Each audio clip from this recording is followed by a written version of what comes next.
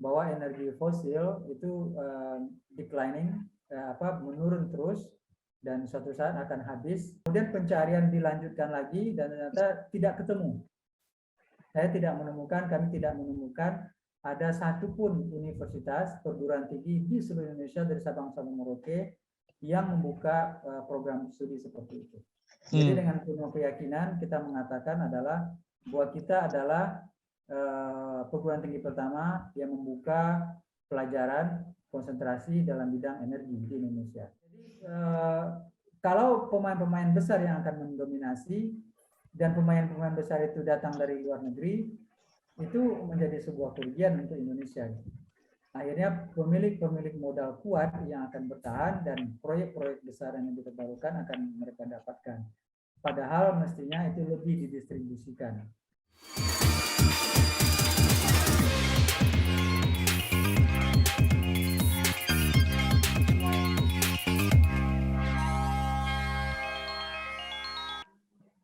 Halo teman-teman pejuang energi, selamat datang kembali di platform di mana kalian bisa belajar clean energy teknologi dari para praktisi dan akademinya langsung.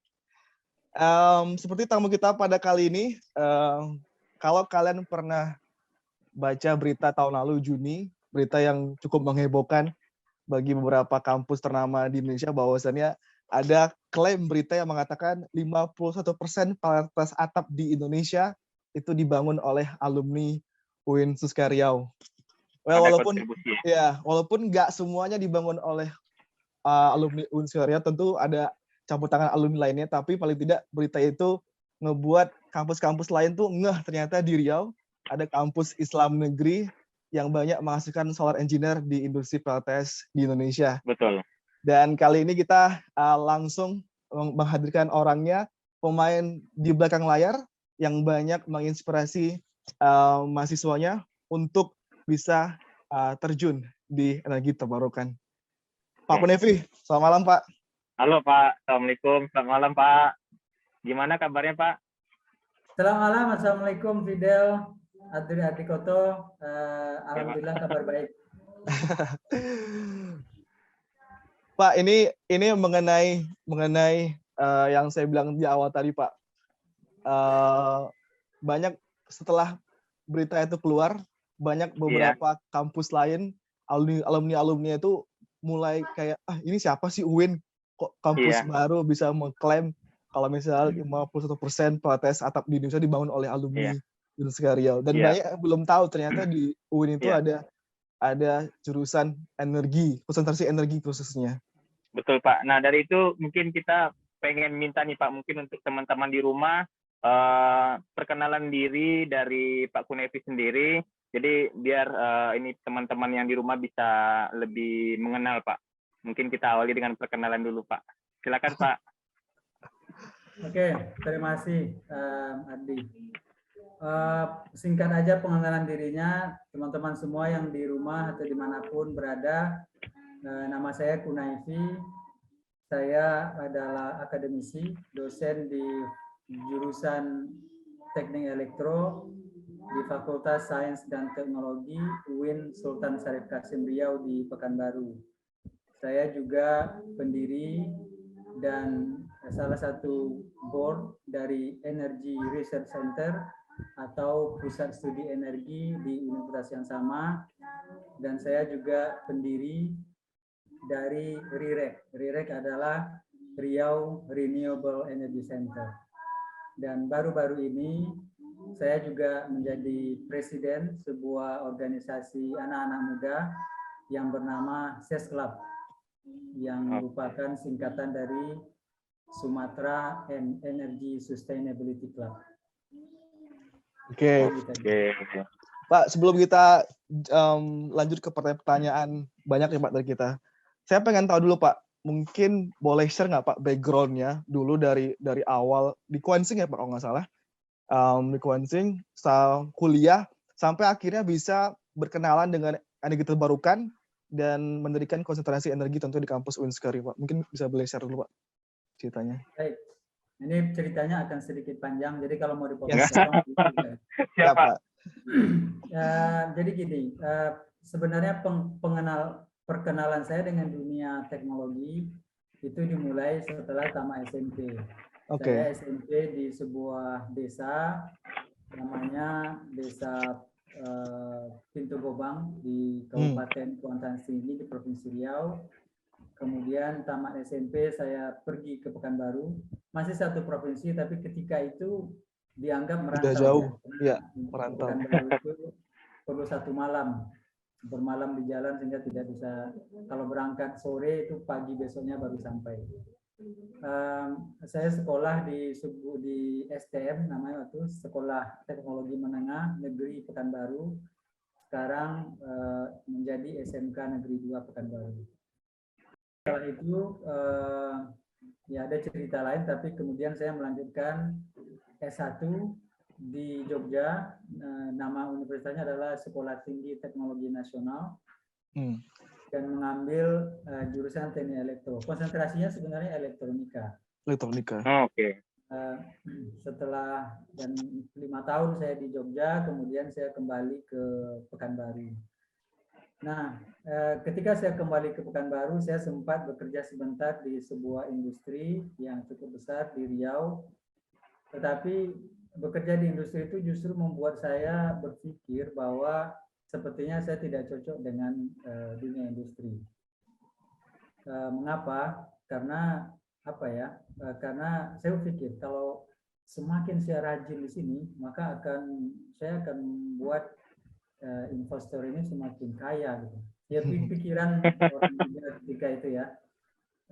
Lalu apa manfaatnya kepada orang banyak? Lalu saya mulai berpikir apa persoalan yang sedang dihadapi oleh orang banyak ketika itu.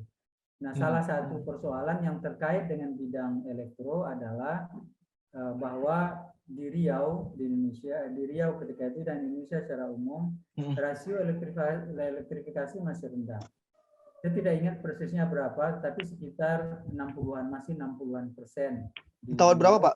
Sorry. Tahun 2002, sekitar 2002. Oke. Ketika itu rasio elektrifikasi masih rendah, artinya masih banyak penduduk Riau itu yang belum berlistrik. Oke. Dan mereka sudah menunggu lebih dari setengah abad untuk menunggu desanya berlistrik, belum juga berlistrik. Lalu saya mulai berpikir apa yang harus bisa saya lakukan sebagai seorang muda untuk berkontribusi di situ. Maka saya mulai tertarik ke bidang ini, listrik ini. Tetapi spesialnya listrik untuk orang-orang kampung di desa-desa. Maka saya mulai masuk ke kampung-kampung, bertemu dengan penduduk desa, ngobrol dengan mereka. Nah, lalu baca-baca, kemudian saya berkenalanlah dengan energi terbarukan. Bahwa energi terbarukan adalah salah satu cara untuk memberikan listrik dan ya listrik secara umum kepada penduduk desa. Kemudian saya menjadi dosen, mendaftar menjadi dosen di UIN Sultan Syarif Qasim Riau tahun 2003. Saya mulai menjadi dosen. Kemudian ya karena kesibukan sebagai dosen saya agak terhenti dengan kegiatan itu. Baru 2007 saya mendapat kesempatan untuk melanjutkan S2. Sebenarnya tidak langsung S2. Tadinya saya langsung mau melanjutkan S2, tetapi karena background saya itu adalah elektronika, sedangkan saya ingin mengambil S2 dalam bidang energi terbarukan, maka saya harus mengambil sebuah program jembatan, bridging program itu. Dan itu adalah semacam tidak S1, tidak S2 juga. Yang disebut, kalau di Indonesia itu namanya program spesialis.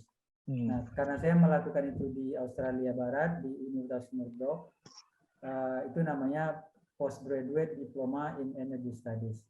Saya dapat gelar itu PG Dip MST dari Murdoch University. Saya potong bentar, Pak. Ya. Waktu perkenalan dengan Bapak melihat bahwasannya masalah untuk pedesaan itu energi terbarukan gitu. Udah kebayang belum menurut Bapak energi terbarukan seperti apa yang cocok untuk pedesaan di Riau tersebut, atau masih mencari-cari nih, Pak? Ya, waktu itu saya masih mencari-cari. Saya ini orang sebenarnya betul-betul orang baru dalam bidang energi terbarukan. Iya. nggak tahu apa-apa gitu. Listrik saya tidak tahu. Bagi saya listrik itu dulu pelajarannya ya sulit gitu, jadi saya agak Iya. saya nggak tahu itu. Tetapi ada beberapa dari perjalanan ke kampung-kampung saya melihat ada genset. Pikirannya ketika itu justru genset. Kemudian belakangan saya baru tahu ada baterai. Setelah baterai saya tahu ada PLTS. Kemudian belakangan baru ada biomass dan lain-lain. Tapi memang saya tidak mulai dari pendekatan teknologinya. Saya justru mulai dari pendekatan sosial ekonomik.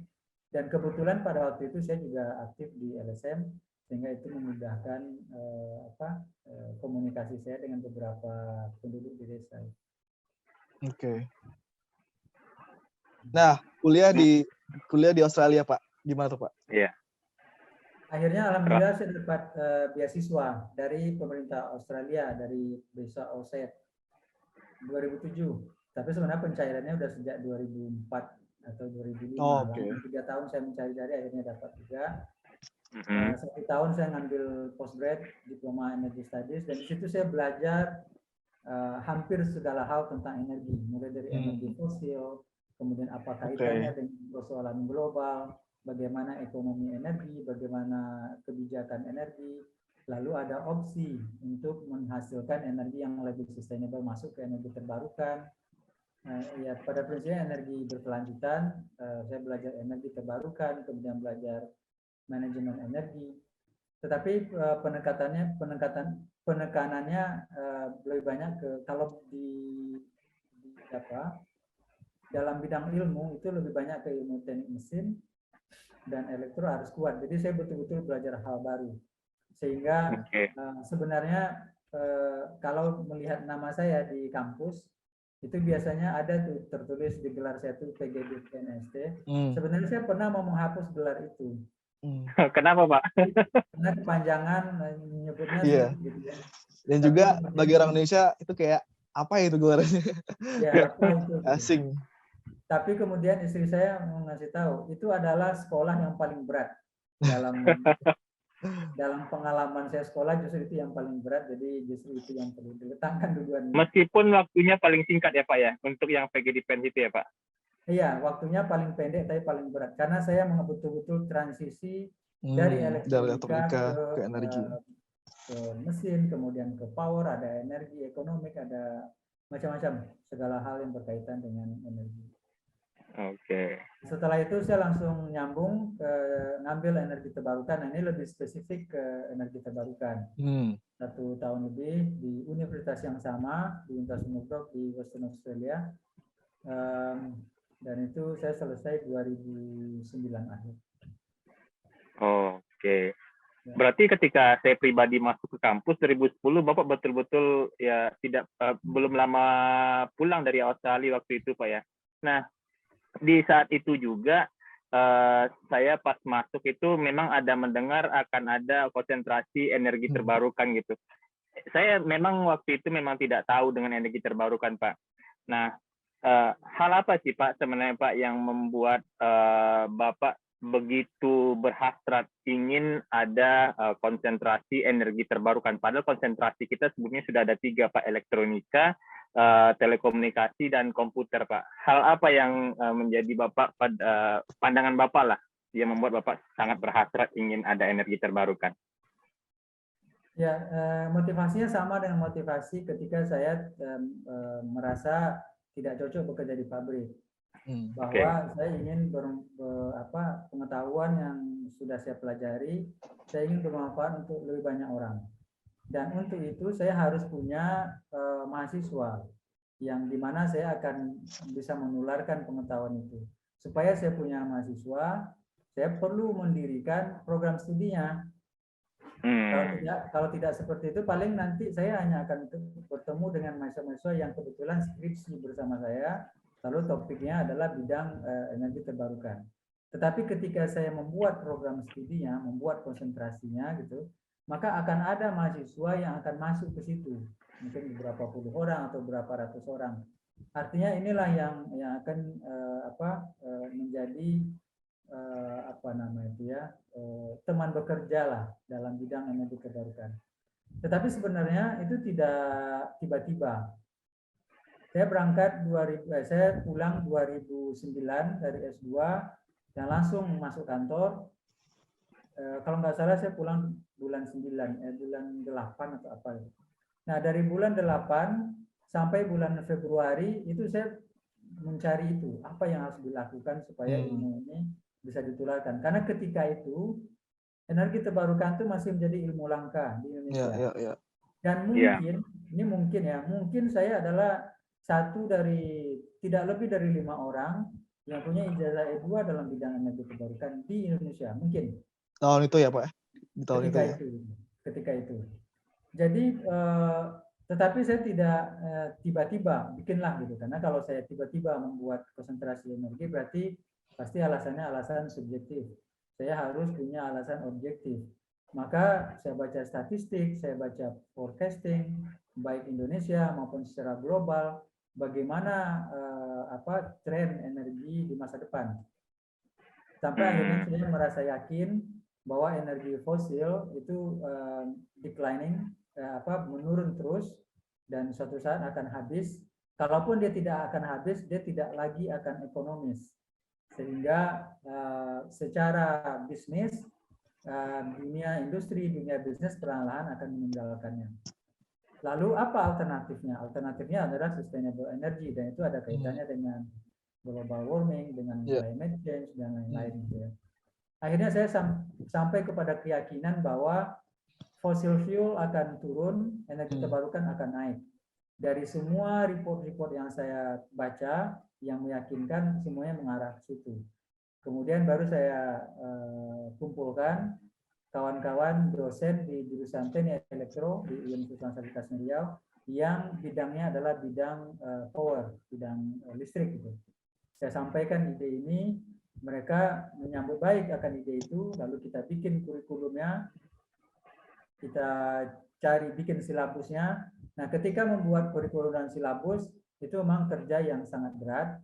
Karena apa? Karena semua mata kuliah yang terkait dengan energi mau tidak mau dilimpahkan ke saya karena saya satu-satunya yang bidangnya itu.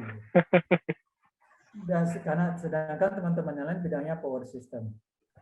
Nah, kemudian ketika kita memilih nama, banyak juga pertimbangannya. Apa namanya? Apakah power system? Apakah energi terbarukan? Apakah energi konversi dari atau konversi energi? Akhirnya kita berpikir karena ini adalah konsentrasi di dalam sebuah program studi, mungkin kita beri nama yang lebih moderat lah.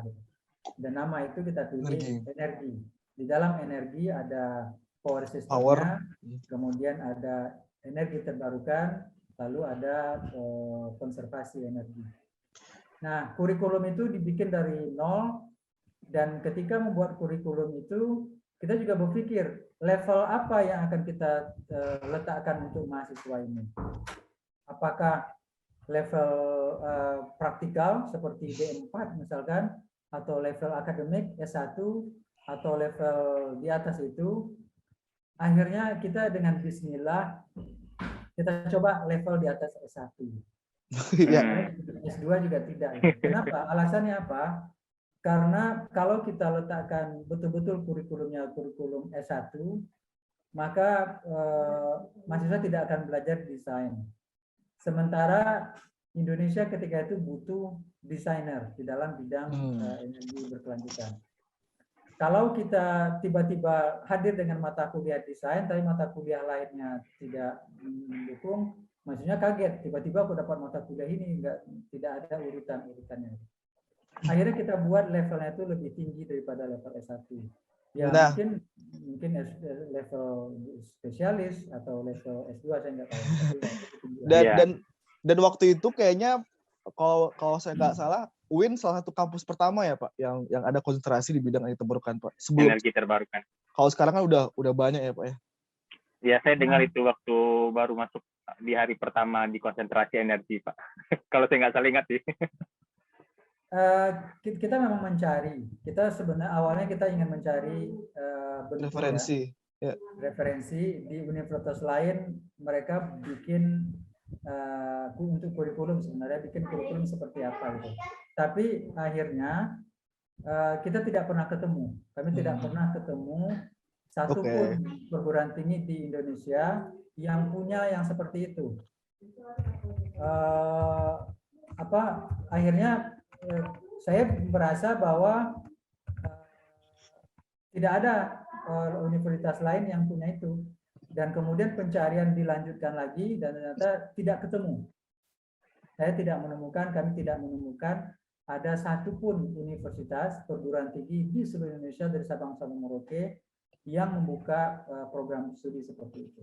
Jadi dengan penuh keyakinan kita mengatakan adalah bahwa kita adalah perguruan tinggi pertama yang membuka pelajaran konsentrasi dalam bidang energi di Indonesia. Memang kita tidak membuka program studi, tapi yang membuka, yang menyediakan pelajaran itu kita yang pertama di Indonesia. Oleh karena itu kita juga tidak terlalu terkejut apabila sekarang alumni-alumninya ada berada di mana-mana, karena memang ketika dunia kerja dalam bidang energi terbarukan itu naik, pada saat itu kita sudah mulai melahirkan alumni-alumni. Oke. Dan jujur, iya. Lanjut. Oke Pak, jadi gini, ketika waktu itu kan saya lulus di 2015 Pak.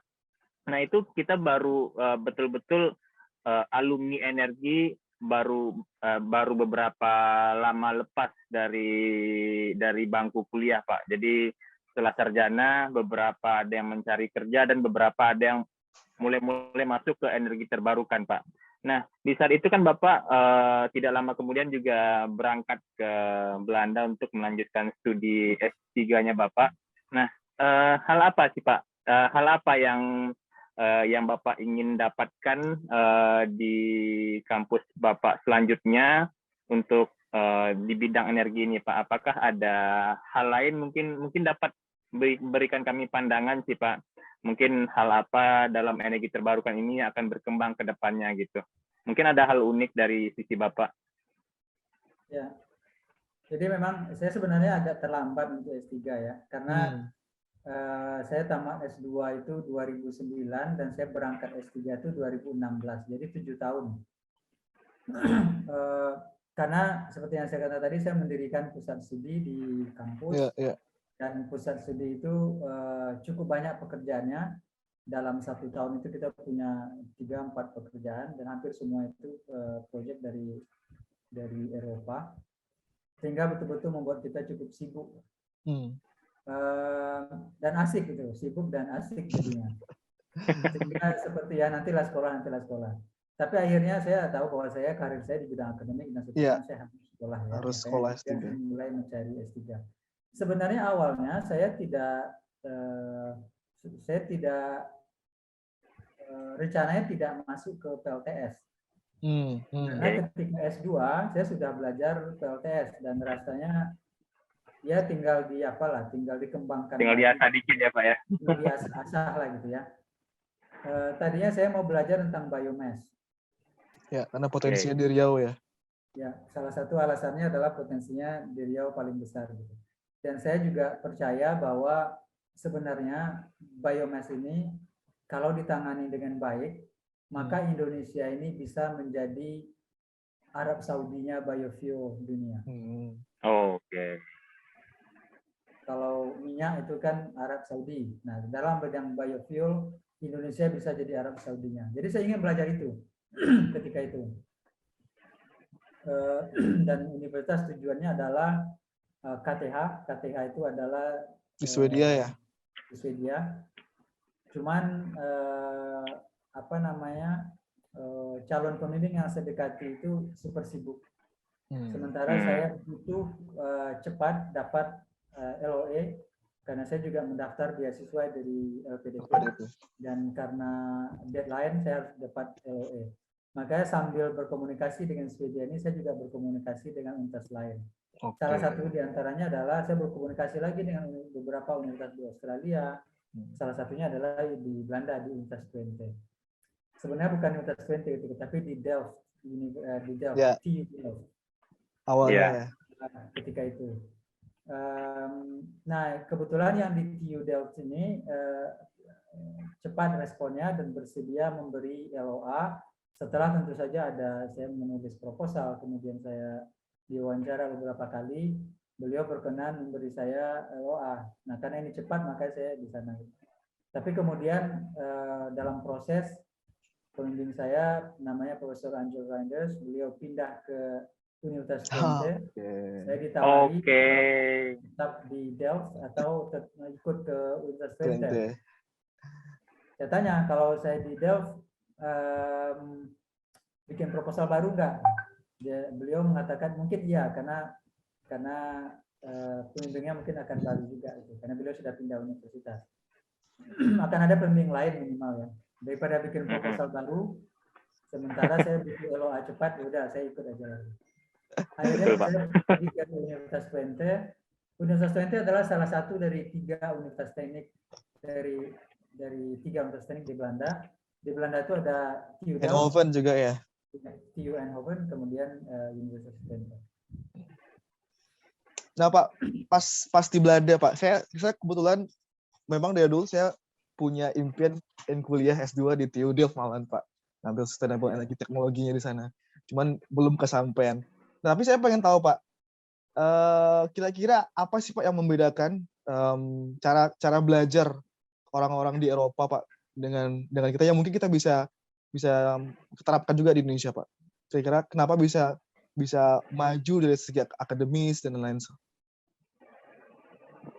Itu multi aspek. Dan itu memang tidak hanya dimulai dari perguruan tinggi. Itu dimulai dari level yang lebih bawah. Di Belanda misalkan, dan beberapa negara lain seperti di Jerman juga, itu siswa sudah mulai menentukan jurusan ketika mereka masuk SMP. Jadi ketika SD mereka berulang kali mengikuti tes namanya SITO. Tes SITO itu semacam tes bakat, penelusuran bakat. Sehingga dari situ gurunya tahu anak ini berbakat di bidang apa, apakah di bidang seni, di bidang teknik, di bidang apa, atau di bidang lain. Nah, dari tes itu, berulang kali tes itu, nanti akhirnya dikonfirmasi bakat sebenarnya di bidang apa. Nah, lalu di akhir sebelum tamat SD, orang tua akan diundang untuk disampaikan bahwa anak ini berbakat di bidang apa. Nah, dari bakat itu bisa ketahuan apakah dia sebaiknya langsung masuk ke sekolah yang nanti akan kerja, misalkan kursus, atau yang ini lebih cocok masuk sekolah seperti STM kita setelah itu bekerja, dan dua-duanya tidak bisa masuk universitas. Kalau tamat SD itu mereka masuk sekolah di sana namanya kalau nggak salah MAVO. Kalau mereka masuk MAVO maka setelah itu ya bekerja. Nah di atas itu jadi ada beda-bedanya itu. Ada juga siswa yang cocok kuliah, tetapi kuliahnya itu di bidang applied science. Yaitu misalkan di politekniknya di kita gitu. Ada juga yang cocok masuk ke universitas. Yang cocok masuk ke universitas ini dibagi 2 lagi. Ada yang bisa sampai S1 aja, ada yang bisa sampai S3. Jadi berarti filteringnya ini bagus ya Pak ya, memang betul-betul difilter itu sesedini mungkin ya Pak, sehingga kedepannya itu udah nggak bingung milih jurusan aja. Kadang-kadang kan banyak bingung ya. Kadang-kadang di Indonesia kan, ya saya termasuk yang bingung juga sih dulu pilih jurusan. Nah jadi apa? Artinya yang sampai ke universitas, yang kuliah, mereka yang memang menurut tes SITO-nya itu berbakat untuk kuliah. Bakatnya memang di belajar, bakatnya di analisis, bakatnya ya di kuliah lagi gitu bakatnya. Sedangkan yang bakatnya di bidang lain itu tidak bisa kuliah. Makanya mereka yang akhirnya bisa kuliah, betul-betul mereka yang sudah siap. Karena ketika mereka SMA, memang SMA itu seperti persiapan untuk masuk ke kuliah. Oke. Jadi memang mereka yang betul-betul sudah siap lah untuk kuliah. Artinya apa? Begitu masuk semester 1, dosen-dosen langsung berhadapan dengan siswa-siswa yang memang udah siap kuliah semua. Dan itu pilihan mereka sendiri ya, Pak? Pilihan mereka dan mereka berbakat di situ. Oke. Nah, makanya begitu ketemu dengan dosen, mereka nggak bingung, mereka tidak, karena udah tahu apa yang dilakukan sebagai mahasiswa, dan mereka tahu untuk jadi mahasiswa itu ini konsekuensinya, dan mereka sudah punya bekal matematikanya sudah cukup, bekal kimianya sudah cukup, bekal lainnya sudah cukup, sehingga ya mereka adalah orang-orang yang siap untuk kuliah, sehingga akhirnya apa, tentu capaian pembelajarannya lebih bagus juga. Nah, kalau di kita kan semua orang bisa kuliah, semua orang berhak, negara menjamin hak setiap siapa saja untuk kuliah. Walaupun ada di antara mereka yang kuliahnya sebenarnya dirinya tidak ingin kuliah, tapi orang tuanya ingin dia kuliah. Ada juga yang seperti itu. Nah, ini tentu akan beda output ya, antara memang mahasiswa yang sudah siap untuk kuliah, berbakat untuk kuliah, dengan mahasiswa yang tidak siap dan tidak berbakat untuk kuliah. Dan itu misalnya bagaimana sistem pendidikan, mirip-mirip aja, ada kuliah, ada praktikum, tugas ya mirip-mirip, dan fasilitas ya relatif ya, relatif lengkap gitu ya. Oke, kalau untuk energi terbarukan di Belanda, kalau dari sisi pandangan Bapak, itu perbedaan dengan di negeri kita ini, di zaman yang sekarang, maksud saya di saat ini, itu kira-kira gimana Pak? Dari sisi pandangan Bapak yang udah beberapa tahun di sana, kemudian pulang ke Indonesia, melihat perkembangan di negeri kita juga sudah semakin meningkat energi terbarukannya. Mungkin dari sisi proyeknya mungkin Pak yang sudah terbangun, atau mungkin dari masyarakatnya bagaimana melihat energi terbarukan itu Pak? Oke, ini pertanyaan menarik ini. Tapi mungkin saya akan jawab dari segi pendidikannya dulu. Ya, siapa? Dan saya akan bahas pendidikan S1. Karena kebetulan ketika saya S3, kebetulan saya ngajar juga, ada mahasiswa S2, ada mahasiswa S1 di kelas itu gitu. Seperti apa pelajaran S1 dan S2 di Universitas Twente? Saya nggak tahu di universitas lain, di Universitas Twente. Seperti yang dipelajari oleh mahasiswa energi di Teknik Elektro Universitas Riau. Wow. Yang membedakannya paling adalah fokusnya, arahnya gitu. Di sana mereka sepertinya lebih fokus kepada energi angin, karena memang potensi energi angin di sana lebih besar. Nah, di Riau kita lebih fokus ke energi surya, karena potensi energi suryanya lebih besar daripada energi angin. Dan sebenarnya kita ingin juga fokus ke biomass, cuman kita masih menunggu dosen yang cocok untuk bisa mengajarkan. Itu dari segi pendidikan tinggi. Nah, kalau dari segi masyarakat, ya saya tidak bisa mewakili masyarakat ya, karena itu kan butuh survei untuk menjawab pertanyaan itu. Tapi secara umum ya tentu masyarakat terdiri dari dua kelompok. Kelompok pertama tentu mereka yang mendukung energi terbarukan, kelompok kedua tidak mendukung energi terbarukan. Tapi pada prinsipnya kebanyakan orang itu memilih energi yang lebih murah. Kalau ada energi yang lebih murah, tentu mereka lebih duluan akan memilih itu.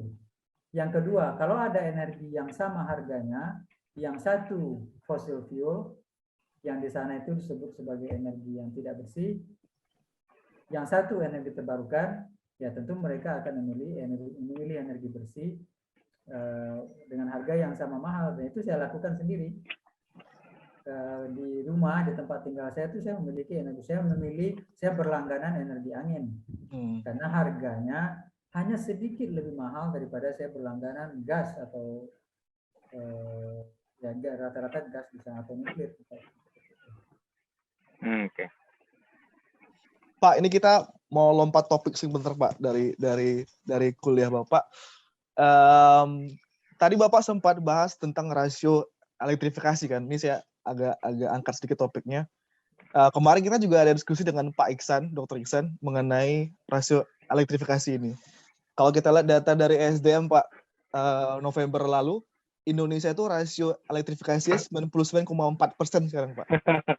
Hampir 100% Pak. Berarti Nah, sisa berapa 0,sekian% ya? Berapa ya? pertanyaan saya yang saya belum tahu jawabannya, dan Pak Ihsan juga belum tahu jawabannya, sebenarnya Pak, rasio elektrifikasi Indonesia itu dihitung cara seperti apa Pak?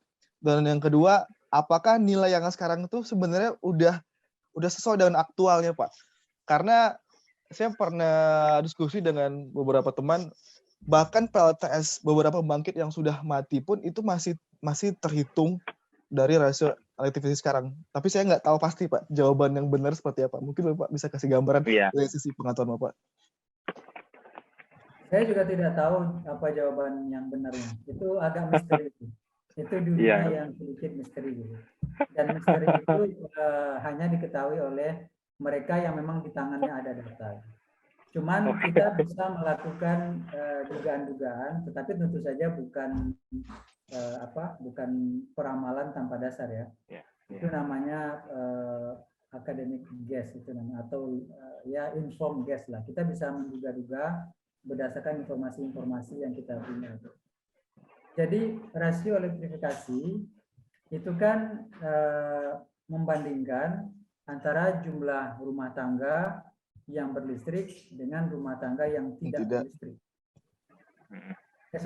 Membandingkan jumlah rumah tangga berlistrik dengan total seluruh jumlah rumah tangga di di Indonesia, di provinsi. Berarti ininya Pak, itemnya berarti kepala keluarga, kakaknya Pak ya? Iya, kakaknya, rumah ya, jumlah rumah tangga.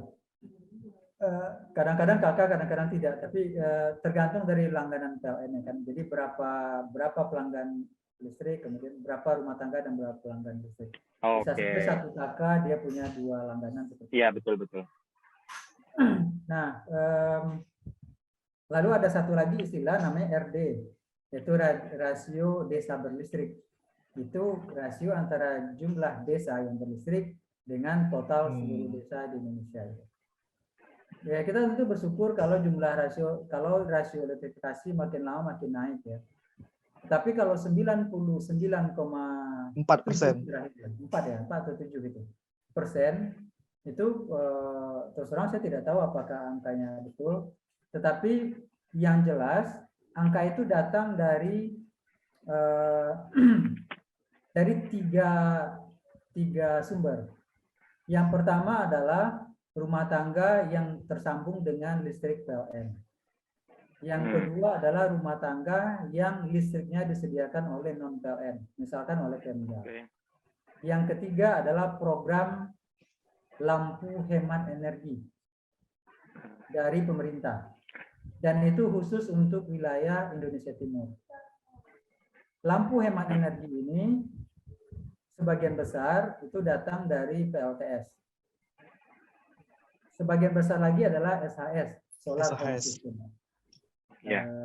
Nah, setahu saya, boleh dikoreksi nanti, begitu sebuah rumah dipasang lampu hemat energi ini, maka rumah itu tercatat sudah berlistrik. Sebagai rumah berlistrik. Kalau kita datang lagi ke rumah itu 3 bulan kemudian, apakah kalau lampunya tidak menyala lagi, mungkin rumahnya tidak dihapus sebagai rumah berlistrik. Makanya rasio elektrifikasi itu tinggi terus. Iya, selalu meningkat, tapi nggak ada diupdate Pak ya. Karena kan beberapa proyek pemerintah yang komunal itu kan ada yang mangkrak, banyak sih Pak informasi mangkrak, tapi datanya tidak menurunkan kadar rasio elektrifikasi. Jadi itu yang bikin bingung sih kalau untuk saya Pak. Ya, nah itu mungkin tidak diupdate gitu. Di Papua atau Papua Barat gitu. Kalau nggak salah saya di Papua. Rasio elektrifikasi sebelumnya 60-an persen, 63% atau berapa. Sebelum program lampu hemat energi. Begitu program lampu hemat energi, rasio elektrifikasi langsung naik menjadi 90-an persen. Ini kan 30% ini sebuah angka yang luar biasa ini. Sebuah angka yang luar biasa, yang mana Provinsi Riau butuh waktu sejak Indonesia merdeka sampai kita semua kuliah baru dapat angka itu. Ya mudah-mudahan itu diupdate ya, tetapi saya belum mendengar ada report yang mengatakan bahwa itu diupdate. Berarti perbandingannya jomplang ya Pak? Maksudnya kalau misalnya yang di kota itu dihitung listriknya itu bisa 24 jam, mereka cuman yang di sana mungkin bisa beberapa jam dan KWH-nya juga sedikit, tapi itu udah tak hitung ke pelanggan yang dialiri listrik. Iya. Makanya di disertasi S3 saya mengusulkan supaya definisi rasio elektrifikasi itu diubah. Yang dimaksud bukan definisi rasio elektrifikasi, tapi definisi rumah berlistrik itu diubah. Oke. Bukan rumah yang sudah tersambung listrik dengan cara apapun. Karena kalau menggunakan definisi sekarang, kita bawa baterai 12 volt itu, kemudian baterai itu dinyalakan lampu LED 5 volt, itu dia rumah berlistrik gitu ya.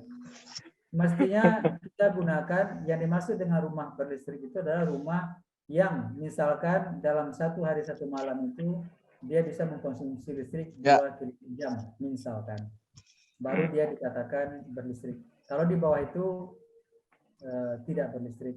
Kemudian yang kedua continue. Jadi dia yang dimaksud dengan rumah berlistrik itu adalah dia berlistrik terus.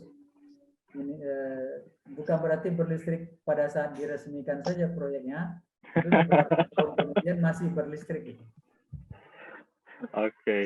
Tapi kalau saya lihat Pak, definisi Bapak itu jika definisi itu yang digunakan untuk negeri kita ini mungkin cukup menantang Pak ya. Saya punya bayangan tiba-tiba nanti rasio elektrifikasi semakin lama semakin menurun, kemudian ya. Tapi datanya lebih jelas sih. Jadi kita tahu kita punya masalah itu sebesar ini loh. Jadi kalau saya baca 99,4 itu kayaknya kita nggak ada masalah lagi dengan listrik gitu. Tapi proyek listrik tetap gencar-gencaran sampai sekarang. Kayak kita perlu buat gerakan nih Pak, audit rasio elektrifikasi Indonesia nih Pak. Wah, penelitian saya Pak dari Pak Kunesi. Kebetulan Pak, ya, silakan berkoordinasi dengan institusi terkait. Karena begini, energi itu adalah terkait dengan kesejahteraan. Makanya ada istilah yang disebut dengan energy poverty, miskin energi gitu kan. Karena ada korelasi positif yang kuat antara konsumsi energi dengan kesejahteraan. Nah, oleh sebab itu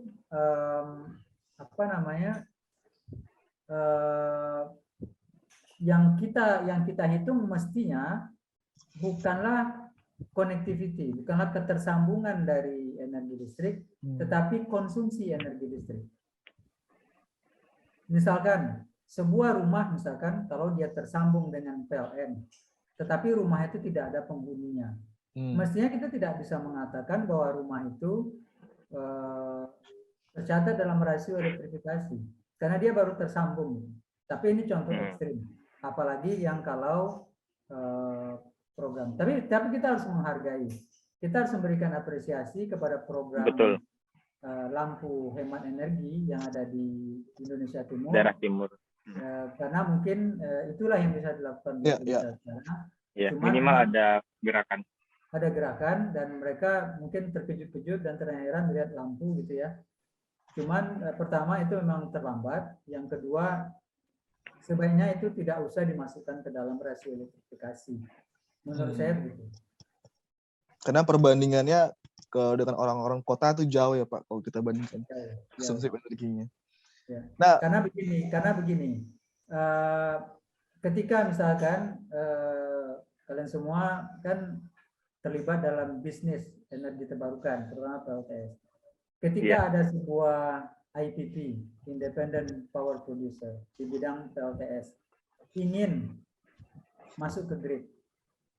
Salah satu syaratnya adalah IPP-nya sebelum tanda tangan PPA, Power Purchase Agreement, salah satu syaratnya adalah IPP harus bisa meyakinkan PLN bahwa produksi energinya akan konstan hingga 20 tahun yang akan datang. Iya, berarti akhirnya apa? Akhirnya ada kepastian yang diminta di sini. Baru kemudian itu dianggap sebagai sebuah supply yang bertanggung jawab gitu. Nah, ketika program di desa ini yang masif itu, yang menaikkan rasio elektrifitas 30% itu keberlanjutan ini tidak terjamin, itu harus dikembalikan ke logika yang sama. Mestinya dia tidak bisa dimasukkan ke dalam catatan rasio elektrifikasi. Tapi kan rasio elektrifikasi ini kan angka-angka yang sensitif. Sebenarnya kita harus bicarakan ini, tapi kita harus bicarakan juga. Oke Pak, kalau mengenai ini Pak, energi terbarukan di Indonesia Pak, ini kan kalau lihat targetnya kan tahun 2025 kita punya target 23% kan energi terbarukan. Iya. Dan kalau kita lihat RUPTL juga yang terbaru yang sekarang dibilang RUPTL terhijau, yang paling hijau. Iya, itu sampai 2030 kita targetnya 51% itu dari energi terbarukan. Ada pandangan nggak Pak kira-kira tentang plan tersebut sejauh ini kita udah bisa nggak ya mencapai target itu atau apa kira-kira hambatannya Pak dari kalau dari Bapak? Jadi begini, kadang-kadang regulasi itu bagus ya, dan itu saya sepakat lah bahwa dibandingkan dengan RUPTL yang lama, RUPTL ini lebih progresif dalam hal energi security untuk Indonesia di masa depan. Ya. Karena apa? Karena dari segi supply RUPTL itu sudah memandang ketersediaan supply dalam jangka panjang dengan cara mengakomodir energi baru dan energi terbarukan. Tapi begini,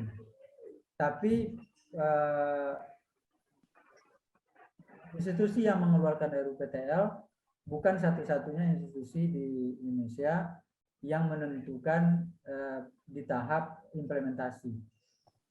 Ada institusi lain yang juga sangat berperan di situ untuk menentukan pada akhirnya berapa yang akan dibangun. Gitu.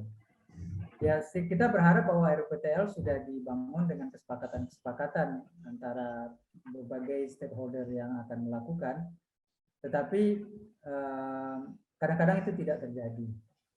Dan kita bisa buktikan bahwa baru saja beberapa minggu yang lalu regulasi terkait PLTS atap itu dibuktikan. Itu salah satu contoh bahwa dalam tahap implementasi kadang-kadang tidak selalu sejalan. Gitu. Padahal di awalnya mungkin sudah ada kesepakatan, sudah ada hitungan-hitungan, tapi belakangan setelah dievaluasi lagi ternyata ada pihak-pihak yang dirugikan. Tentu saja kita harus gembira dengan melihat RUPTL itu, walaupun tidak terlalu gembira, karena sebenarnya itu juga bukan target yang sangat muluk untuk Indonesia, tetapi tetap stay behind dalam rangka untuk memerangi climate change. Betul. Saya punya feeling bahwa ini akan menjadi tantangan yang luar biasa. Sangat luar biasa, Pak. Bagi PLN untuk mewujudkan target-target itu. Alasannya adalah data-data historis. Kalau kita lihat bagaimana 5 tahun, 10 tahun belakangan, bagaimana korelasi antara RUPTL dengan implementasinya. Nah, kemudian melihat cerminan itu bahwa ternyata RUPTL kurang sejalan dengan implementasinya. Kita khawatir bahwa di tahun-tahun yang akan datang hingga 2023 hal yang sama akan terjadi lagi. Oh ya Pak, tadi saya kayak mau koreksi tadi mengenai peraturan SDM yang nomor 26 2021 itu, berita terakhir sih udah kembali disahkan sih Pak. Jadi kemarin sempat ditunda, di hold. Sekarang sih terakhir udah diimplementasikan Pak. Udah ada di website SDM sudah keluar Pak. Mereka udah mulai kembali sudah mengesahkan kayak peraturan tersebut. Mudah-mudahan tidak ada bolak-balik lagi ya antara disahkan dan tidak disahkan. Oh iya, Pak Kunaifi, saya kebetulan ini udah mulai di penghujung nih Pak. Nah, untuk di green job ini Pak, dari pandangan Pak Kunaifi bagaimana untuk green job ke depannya itu apakah akan sangat meningkat pesat Dan untuk dari sisi kesejahteraan misalnya Pak, apakah ini akan menjadi tempat yang bisa membuat kita bisa lebih sejahtera daripada sebelumnya Pak? Mungkin kita mau minta pendapat dari sisi Bapak. Ya saya terus terang belum melihat sebuah studi yang cukup meyakinkan terkait dengan prediksi green job di Indonesia ya. Dan saya juga tidak melakukan studi seperti itu.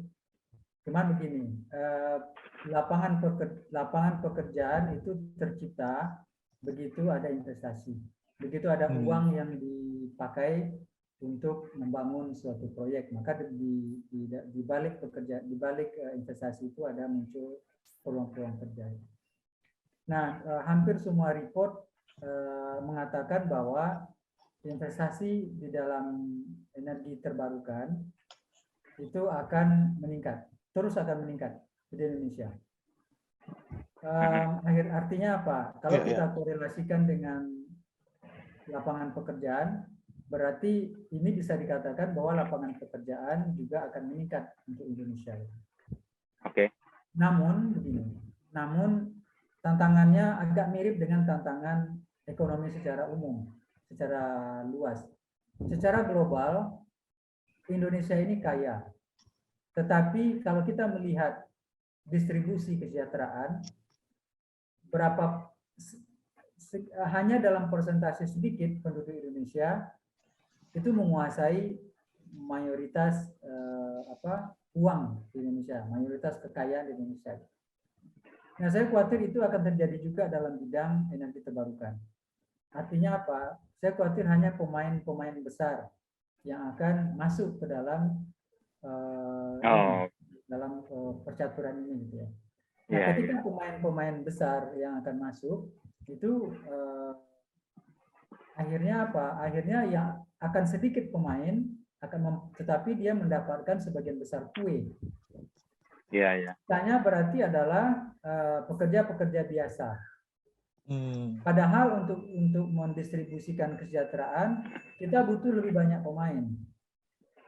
Sehingga ada banyak perusahaan-perusahaan skala kecil dan skala menengah yang mengerjakan pekerjaan-pekerjaan yang banyak ini. Nah, ini menjadi tantangan besar bagi saya di Indonesia, dan terus terang saya juga belum dapat formulasi bagaimana ini gitu. Jadi kalau pemain-pemain besar yang akan mendominasi dan pemain-pemain besar itu datang dari luar negeri, itu menjadi sebuah kerugian untuk Indonesia. Akhirnya pemilik modal kuat yang akan bertahan dan proyek-proyek besar yang diterbarukan akan mereka dapatkan. Padahal mestinya itu lebih didistribusikan. Ya mungkin proyek-proyek gelondongan ya. Satu proyek misalkan nilainya sekian triliun itu perlu dihindari, tetapi proyek itu dipecah menjadi kecil-kecil sehingga ada banyak perusahaan kecil-kecil yang bisa masuk ke situ. Akhirnya mendistribusikan kesejahteraan juga akan semakin terdistribusi. Oke Pak, terakhir ya Pak. Saya kemarin lihat postingan Bapak mengenai Bapak baru keluar buku tentang pengantar studi energi Pak. Mungkin bisa cerita sedikit buku seperti apa dan harapan Bapak tentang energi terbarukan Indonesia khususnya di bidang akademisi seperti apa Pak ke depannya? Satu harga satu rasa nggak Del? Satu harga satu rasa. Ya, itu buku sebenarnya diambil dari mata kuliah ya. Ada mata kuliah namanya pengantar studi energi di program studi di konsentrasi energi. Nah, dari beberapa tahun mengajarkan mata kuliah itu, kemudian ini diperbaharui, ditambah-tambah, kemudian dijadikan buku. Tapi buku itu tentu belum cukup lengkap, tentu harus diperbaharui terus sesuai dengan pengetahuan baru. Nah, terkait dengan dunia akademik, menurut saya begini, energi terbarukan ini dia agak padat karya. Ini seperti bidang yang padat karya. Jadi di perguruan tinggi mahasiswa tidak hanya dibekali oleh pengetahuan teoritis, analitis, tetapi juga praktikal. Jadi prakteknya perlu diperbanyak. Ya, Oleh ya. karena itu saya senang dengan program Kementerian Pendidikan Nasional MBKM, karena dengan program MBKM itu kita bisa menawarkan mahasiswa-mahasiswa kita untuk magang 6 Magang bulan lebih lama. di industri gitu. Misalkan di tempatnya Fidel, tempatnya Ardi, mereka bisa magang 6 bulan di situ sehingga mereka dapatkan langsung bagaimana keterampilan, bagaimana bisnis, bagaimana Betul. pengerjaan. Karena 1 bulan nggak cukup ya Pak ya, mungkin ya. Ya 1 bulan menurut saya kurang ya. Ya, saya juga sih ngerasa kurang tuh 1 bulan. Ya. Dan kemudian juga begini, di UIN Suska Riau kita belum menggunakan terminologi yang dipakai oleh pemerintah. Pemerintah menggunakan terminologi energi baru dan terbarukan (EBT) ya. Di UIN Suska Riau kita masih konsisten menggunakan Sustainable energy. ET, energi terbarukan. Atau Oke. lebih luas lagi energi berkelanjutan. Karena energi baru itu menurut saya itu sedikit seperti jebakan Batman. Apa itu energi baru gitu ya? Apa itu energi baru? Kalau kita lihat apa itu energi baru, maka di dalamnya ada nuklir, di dalamnya ada yang mereka sebut sebagai cleaner coal, batu bara juga gitu ya. Yang seperti itu. Nah, kita tidak sampai ke situ di UIN, kita lebih fokus kepada sustainable energy, yaitu bagaimana memanfaatkan energi terbarukan dan bagaimana mengembangkan efisiensi energi.